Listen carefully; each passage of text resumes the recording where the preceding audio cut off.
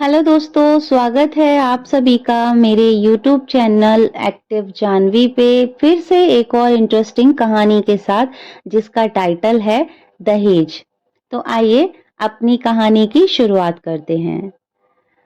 Doctor आशा के सामने उस दिन का एकाएक सीन घूम गया जिस दिन उनकी जिंदगी बदल गई। डॉक्टर के केबिन से बाहर निकलकर राज सिर पकड़कर बैठ गया। उसकी मम्मी आई और उससे पूछने लगी, डॉक्टर ने ऐसा क्या कह दिया कि तू अपना सिर पकड़कर बैठ गया? राज बोला, मम्मी, आशा डॉक्टर बन गई है। मम्मी बोलती है, कौन? आशा। मम्मी ने हैरान होकर पूछा, वही आशा जिससे दहेज में 5 लाख रुपए ना मिलने की वजह से हम फेरे के समय बारात को वापस ले आए थे। पर बेटा, शादी के लिए तो उसने ही मना किया था। और क्या करती वो? ताऊजी और पापा जी ने उस समय उस पे उसके पापा को इतना जलील जो किया था, उसने शादी से मना कर दिया। राज बोला, तू इतना परेशान क्यों हो रहा है? मम्मी, मैंने तो बस यही कहा था। डॉक्टर, हमें तो आशा की हाय खा गई। शादी को 12-13 साल हो गए पर औलाद का मुंह देखने को तरस गए। हर बार किसी न किसी वजह से पेट गिर जाता है। इस बार खुश थे कि अब हम औलाद का मुंह देख लेंगे, पर यह समस्या आ गई। हमारी डॉक्टर ने आशा का नाम लिया और कहा कि अब वे ही कुछ कर सकती हैं। मम्मी, आशा रिपोर्ट देखते देखते बोली, जिस लड़की की बारात फेरों के समय वापस लौट जाए वो कभी दुआ तो नहीं देगी। फिर उसने सिर उठाकर मेरी तरफ देखा। उसकी शक्ल देखकर मेरी बोलती ही बंद हो गई। आगे और कोई बात होती कि तभी नर्स आकर तैयारी शुरू कर दी। नर्स ने आशा उठकर चलने लगी, फिर मेरी पीठ को सहलाते हुए बोली, डरो मत, मैं डॉक्टर पहले हूं, आशा बाद में। पर राज की मम्मी कुछ और ही सोच रही थी, इसीलिए उन्होंने बेटे की बात पर कोई गौर नहीं किया। थोड़ी देर बाद मम्मी ने पूछा, क्या आशा शादीशुदा है? राज बोला, नहीं मम्मी, लेकिन आप ये क्यों पूछ रही हैं? बेटा सोच, उसने अभी तक शादी क्यों नहीं की? उससे कह दे कि बच्चे को बचाने की कोशिश करे। बहू ना बचे तो कोई बात नहीं। राज चीखा, आप कितनी बेरहम हो माँ। मैं वही गलती दोबारा नहीं करूंगा। एक बार ताऊजी और पापा जी के खिलाफ नहीं बोलकर मुझे आशा जैसी लड़की से हाथ धोना पड़ा। मुझे अपनी बीवी और बच्चा दोनों चाहिए। उधर डॉक्टर आशा के सामने लेटी काजल जिंदगी और मौत के बीच झूल रही थी। वो उस शख्स की बीवी थी जो आशा के साथ होने वाले फेरे पर अपनी बारात को वापस ले गया था। डॉक्टर आशा के सामने उस दिन का एकाएक सीन घूम गया जिसने उनकी जिंदगी को बदल दी थी। राज और आशा मंडप के नीचे बैठे हुए थे कि तभी राज के पापा की आवाज गूंजी, रुक जाओ। फिर वो आशा के पापा से बोले, 5 लाख रुपए का इंतजाम और करो। अब फेरे तभी होंगे जब आप 5 लाख रुपए का इंतजाम कर लोगे। आशा और उसके परिवार वाले सभी चौंके रह गए। आशा के पापा और चाचा दोनों राज के पापा के सामने गिड़गिड़ाने लगे, पर उन पर एक ही राग लगा था कि 5 लाख रुपए का इंतजाम करो, नहीं तो बारात वापस ले जाएंगे। इसी बीच राज के ताऊजी बोले, अरे समधी जी, आपके लिए गर्व की बात होनी चाहिए कि आपकी 12वीं पास लड़की को सरकारी नौकरी वाला लड़का मिल रहा है, ऊपर से ये सांवली भी है। आप 5 लाख रुपए का इंतजाम कर ले, फिर सारी कमियां छिप जाएंगी। फिर पापा राज से बोले, उठ बेटा, हम वापस चलते हैं। बहुत देर से चुपचाप सुन रही आशा उठी और दहाड़ी, अरे ये क्या उठेगा, मैं ही उठ जाती हूँ। मैं अब ये शादी नहीं करूंगी। आप शौक से बारात को वापस ले जाओ, लेकिन मेरे पापा का जो अब तक खर्चा हुआ है सब देकर जाओगे। फिर आशा अपने चाचा से बोलती है, चाचा जी, आप पुलिस को बुलाइए। अब तक जो शेर की तरह दहाड़ रहे थे वो भीगी बिल्ली बन गए। वो आशा पर शादी के लिए दबाव डालने लगे, पर आशा ने शादी करने से साफ मना कर दिया और बारात लौट गई। कमरे में आकर आशा रोने लगी थी। उसकी बुआ उसके पास गई। वो उनसे लिपटकर रोने लगी और बोली, बुआ, मैं और पढ़ना चाहती हूँ। बुआ ने अपने भाई से कहा था, भैया, मैंने पहले ही कहा था कि अभी आशा की उम्र ही क्या हुई है, पर आपको तो बस नौकरी पेशा लड़के का लालच आ गया। देख लिया नतीजा। भैया, मेरा कोई बच्चा नहीं है, इसीलिए आशा की जिम्मेदारी मुझे सौंप दो। इसे मैं अपने साथ ले जाऊंगी, मैं इसे आगे की पढ़ाई करवाऊंगी। इसके बाद बुआ आशा को अपने साथ ले गई। उस समय वो 12वीं जमात विज्ञान से कर रही थी। तभी पीएमटी का इंतजार इश्तिहार आया। आशा ने पीएमटी का इम्तिहान देने की इच्छा जाहिर की, तो उसकी बुआ ने उसकी इच्छा पूरी की। आशा ने बहुत मेहनत की।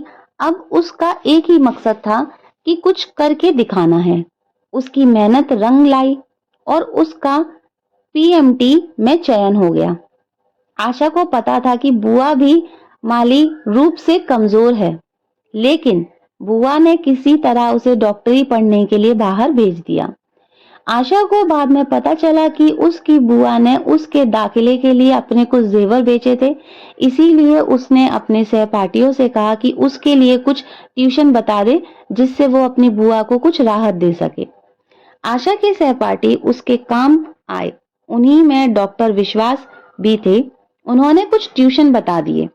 बस यहीं से आशा की निकटता डॉक्टर से बढ़ने लगी, यानी कि डॉक्टर विश्वास से बढ़ने लगी और उस हद तक पहुंच गई जहां दोनों एक दूसरे के बिना नहीं रह पा रहे थे।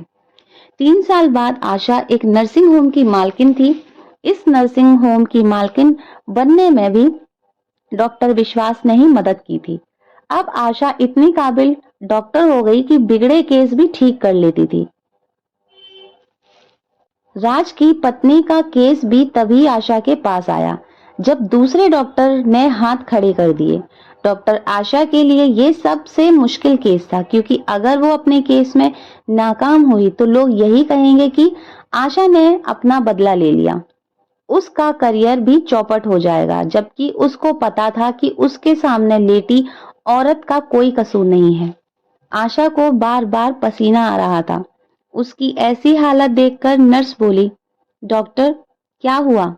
आप अपने आप को संभालो। आशा बोली, डॉक्टर विश्वास को फोन लगाओ। थोड़ी देर बाद जब नर्स ने कहा कि डॉक्टर विश्वास कुछ देर में पहुंचने वाले हैं, तब जैसे आशा को हिम्मत मिली। अब उसके लिए कविता एक आम मरीज थी। 2 घंटे बाद जब बच्चे के रोने की आवाज गूंजी, तब सब खुशी से उछल पड़े। बाकी काम अपने सहायकों पर छोड़कर डॉक्टर अलका, डॉक्टर आशा और विश्वास के साथ बाहर निकली। कविता, यानी कि राज की पत्नी, 3 दिन अस्पताल में रही। राज को आशा की मुलाकात भी नहीं हुई, या राज ही खुद आशा से कटी कटी रहने लगा। 3 महीने बीत गए। आशा अस्पताल जाने की तैयारी कर रही थी, तभी एक आवाज ने उसे चौंका दिया। उसने आवाज की तरफ देखा और बोली, अरे रेखा जी, आप? अपने बच्चे को डॉक्टर आशा की गोद में सौंपते हुए रेखा बोली, मुझे सब पता चल गया है जो इन्होंने आपके साथ किया था। अब तो आप सब कुछ भूल गई हूं, क्योंकि आज मैं जिस मुकाम पर खड़ी हूं, तब मैं सोचती हूं कि अगर उस समय मेरी शादी हो गई होती, तब मैं इस मुकाम पर नहीं पहुंच पाती। पर इन्होंने जो किया वो गलत किया। हाँ, मुझे भी उस समय बुरा लगा था कि राज ने अपने पापा का विरोध नहीं किया।